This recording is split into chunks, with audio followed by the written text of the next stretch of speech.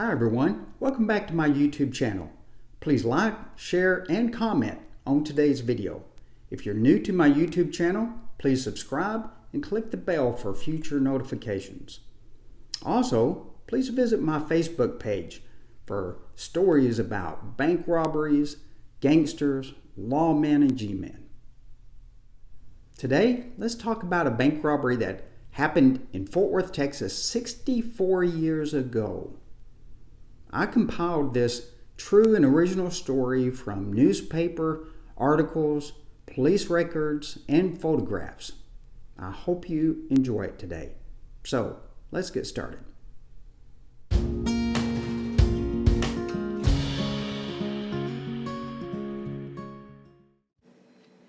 Growing up in the 1960s, one of my favorite television sitcom series was Bewitched, which was on from 1964 until 1972. Probably one of the most nosiest neighbors in TV history was on that show. The role of Gladys Kravitz was played by Alice Pierce from 1964 till 1966, and then Sandra Gold took the role after, sadly, Alice Pierce died. Both actresses played an outstanding part as Gladys Kravitz. If you remember, Gladys Kravitz was always able to get involved in Samantha Stevens' situations, which constantly involved witchcraft. Samantha, of course, was played by Elizabeth Montgomery, who sadly died too young at the age of 62 in 1995. Just a sidebar note about Elizabeth Montgomery. If you get the chance to watch The Untouchables, the Rusty Heller story, which was Season 2, Episode 1, and aired October 13, 1960, Elizabeth played a nightclub performer and became involved with gangsters. In this performance, which she was only 27 years old, Elizabeth achieved an absolute stellar role, as you would not believe. We know Elizabeth from Bewitched as an upstanding and honest person, but in The Untouchables, she attempted to swindle gangsters and ultimately paid the price. Ironically, one of her gangster boyfriends was an actor by the name of David White. David was the same actor who played Larry Tate in Bewitched. But in The Untouchables, they became more than friends. It was strange to see them as lovers instead of just friends. That role gave Elizabeth a Primetime Emmy Award, and she certainly deserved it.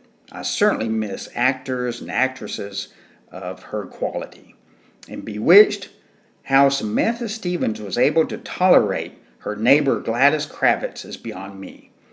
It's possible that we all have at some time or another experienced a nosy neighbor. Sometimes a nosy neighbor could be a good thing, as with Thursday morning of March 15th, 1956.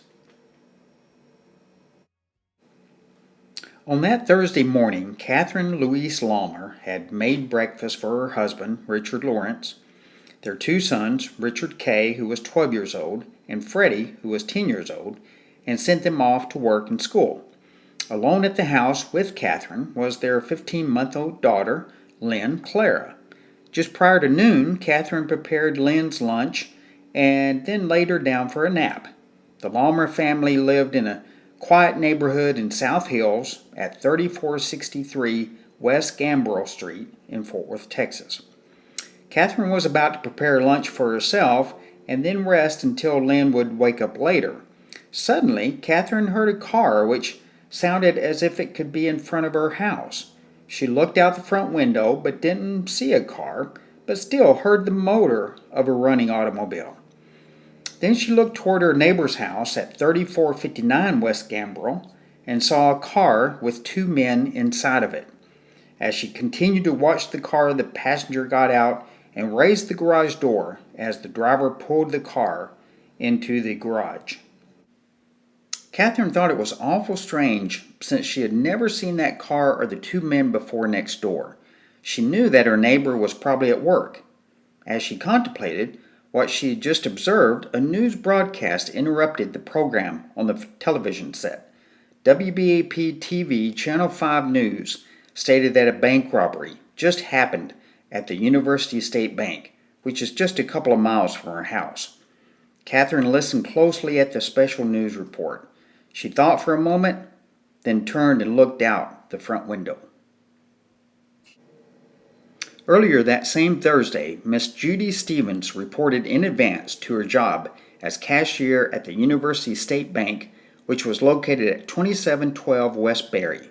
Judy, the other cashiers and tellers had to be at the bank 30 minutes before the doors opened. Today, March 15th, they had training on what to do if there was a bank robbery. During the training, the employees were given a booklet that was produced by the Texas Department of Public Safety. It was titled, "What to Do in Case of a Holdup." The employees were told to study the book carefully. They were told you never know when you may need it. At the end of the training, they were told there would be a test run at some time in the near future. Judy and the other bank employees reported to their cages as the front doors were being opened. Judy had a somewhat uneventful morning and had just returned to her cage from lunch when a man walked up to her window. The man was 27-year-old H.B. Wood, who lived in a rooming house at 208 North Henderson. He had checked out of the rooming house that morning. Wood handed Judy a blank deposit slip, but on the back was the words, "This is a holdup. Make it large bills." The note surprised Judy for a moment. Then she reflected back on the training from this morning. She thought to herself, so they are picking on me with this fake robbery. I haven't even had time to read the booklet yet. I'll show them. As Wood was standing at the teller window waiting for the cash, Judy began to giggle at what she perceived was a test run. Wood couldn't believe what was happening. Why was the teller laughing? He thought to himself. Wood reached into his front pocket and removed a .38 caliber revolver. Wood then told Judy to hurry up. Judy stopped giggling and wondered if this was real or not. So she reached into the drawer next to the cash drawer.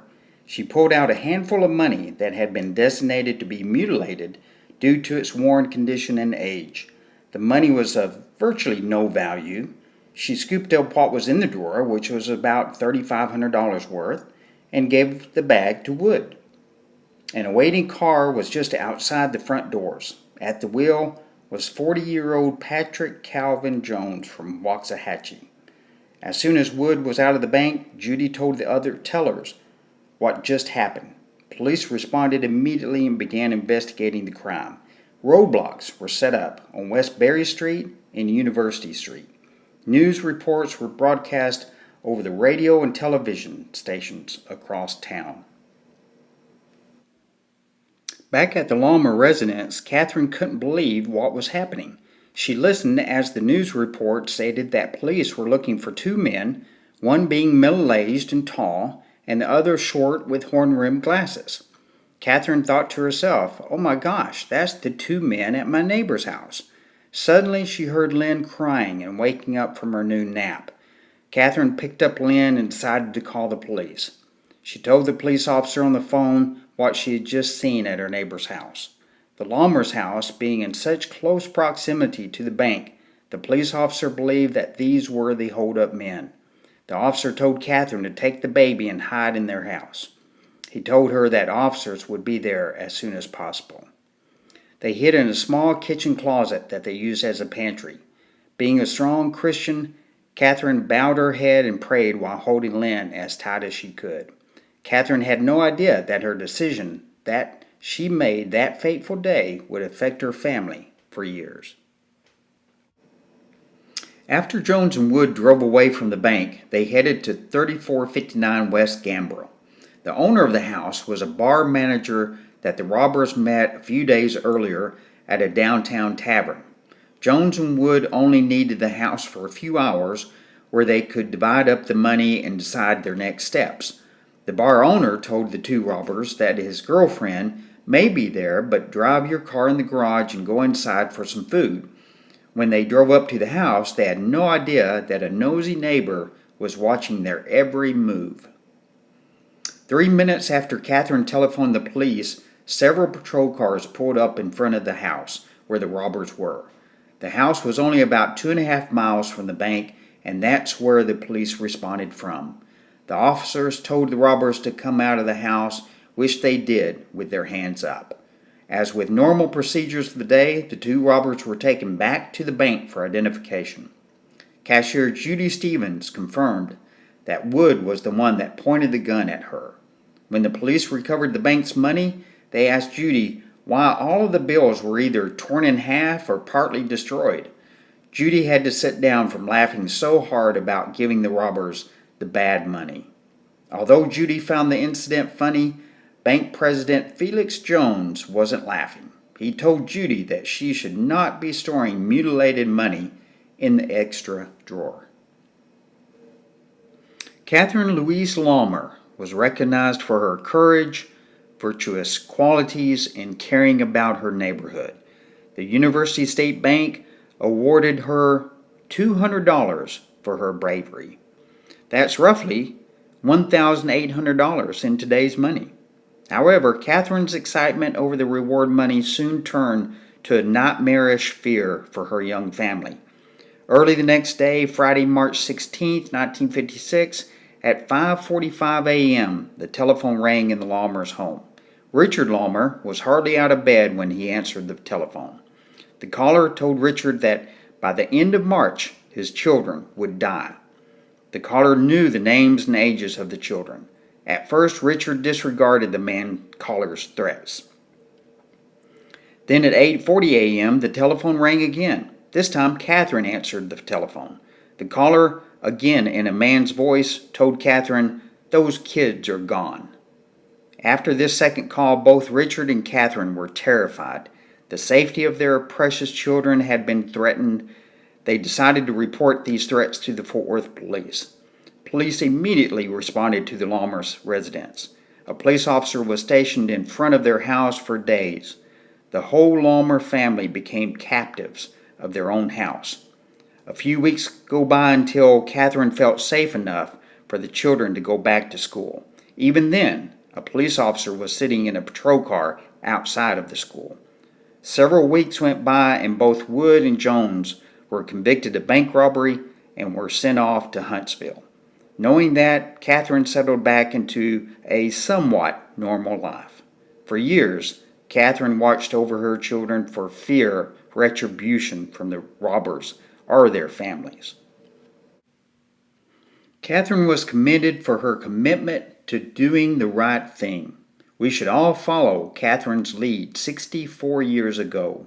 Sometimes doing the right thing may come with consequences, but everyone never forgot her commitment to God and community. Being totally committed to God on the night following the robbery, Katherine didn't even miss choir practice at the First Congregational Church. Obviously, on March 15, 1956, Katherine Louise Lahmer was a blessing to have as a nosy neighbor. Well, I hope you enjoyed today's video. It's interesting to see how one person can do so much good. Please like, share, and comment on today's video. Check out my Facebook page, and also check out my books on Amazon.com. Thanks so much for watching. See you soon.